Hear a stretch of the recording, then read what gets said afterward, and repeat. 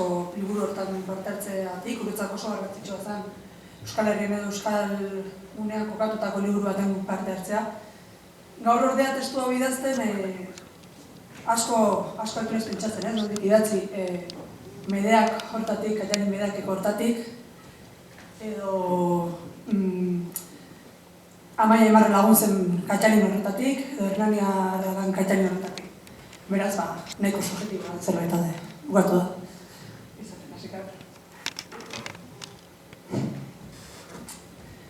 Duela urte batzuk beste hotza baten gainean nintzen, edo ginen. Hartan ere ez nintzen bakarrik, gaur bezalaxe. Aurpegi ezagun eta gertukoak genituen hartzen ere. Duela urte batzuk, 6 urte zehaz, itzateko, minetik, min sarkor batetik irtendako maitasun hitzak izan dituen Espainotan. Urte bat geroago, oroitzapen hitz minberak aritu ziren, omenaldi hitz maitakorrak. San Justerrin bitan izan ginen. Eta hirugarren oholtza hartan, min hitz omenaldizkoak aldarri itxura hartzen hasi ziren. Aldarri sakon eta bizituaren itxura, gorpuzten den aldarri bizi eta minbera. 1000 eratan eman diogu buelta minari, bakoitzak bere erara.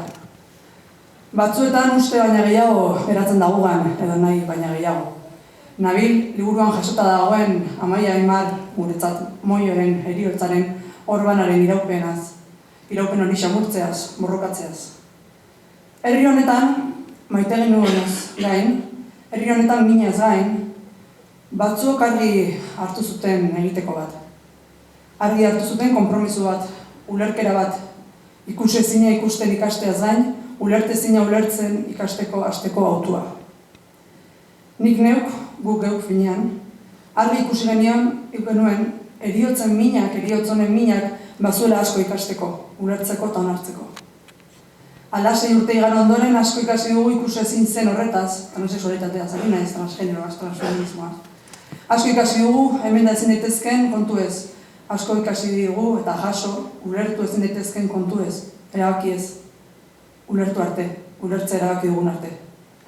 Gaur hemen dugu horren adibide bat, gaur jasotako itzultzeko liburu bat dugu esku artean. Ardurazko liburu bat da, pedagogikoa agian, laguntzazkoa, ikusten ikastekoa eta memoriazkoa. Eta kontatu nahi dizueke 6 urteen ostean liburua esku artean izan da ere, ezin izan dudala oraindik zabaldu, ia da. Ezin izan ditut Aimarren azken hitz ederrak berriro irakurri. Behin irakurri nituelako agian esango nuke, gai naizela hitz bakoitza banan errepikatzeko. Baina oraindik ez dut adorerik batu, liburu honetan ikusi ahal izateko. 6 urteren ostean lagunok, oraindik asko dugu minari, ulerkerari, ezagutzeari, omenaldiari eta memoriari astinduak emateko. Hartu dezala bakoitzak liburu hau nahi eta alduen moduan, norbaiten mundua apur bat aldatuko aduentzat, nik pozik, tira, denok pozik ez. 6 urteren ostean, niri neuri ere irakatsiko dit, zabaltzera osartu eta lehen hitz horiek irakurtzearekin bat, oraindik ikasteko duen guztia. Beraz, mi eskerredori, edokidei, edonistei liburu honengatik, eskerrik asko familiari hitz hauek lortu dezaketena lortarazteko testu hauek munduratzeagatik, eta eskerrik asko Moio, Aimar, zure erakutsi eta borrokan jarraitzeko arrazoiak emanagatik. Horrela bakarrik ulertu izan ditut eta ulertu behar guztiak.